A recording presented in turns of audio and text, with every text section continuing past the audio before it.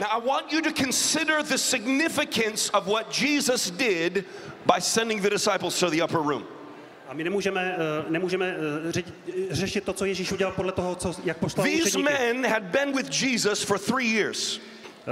Muži, kteří byli s učedníky celé ty roky s Ježíšem. They had seen all of his miracles. Jeho učedníci, kteří viděli jeho zázraky. They had heard all of his sermons. Slyšeli všechna jeho kázání. They knew his parables by heart. Znali nazpaměť jeho podobenství. They were the most educated Christians that have ever lived. Byli to ti nejvzdělanější křesťané, kteří kdy v historii žili. Think about it for a minute.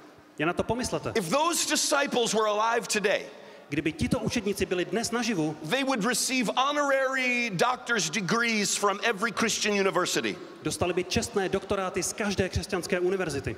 They would receive honorary ministerial credentials from every Christian denomination. Dostali by takové čestné registrace k tomu, aby mohli kázat od každé denominace. They're not just ones who studied the Bible, they are the ones who wrote the Bible. Oni totiž nebyli jenom ti, kteří studovali Bibli, ale ti, kteří napsali Bibli. And yet Jesus looked at these men. A přesto Ježíš se na tyto muže podíval. And this is what he said to them. A řekl jim toto.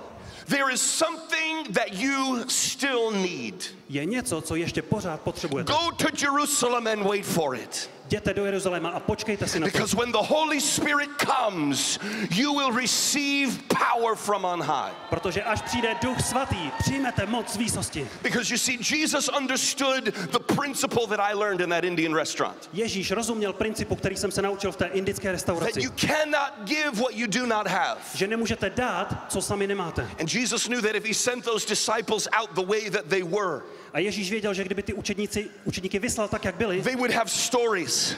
Tak by měli možná příběhy. They would have sermons. Možná by řekli kázání. They would have songs. Možná by zaspívali They would písně. have parables. Možná by převyprávěli podobenství. But they would not have the power that was needed to transform the world that they lived in.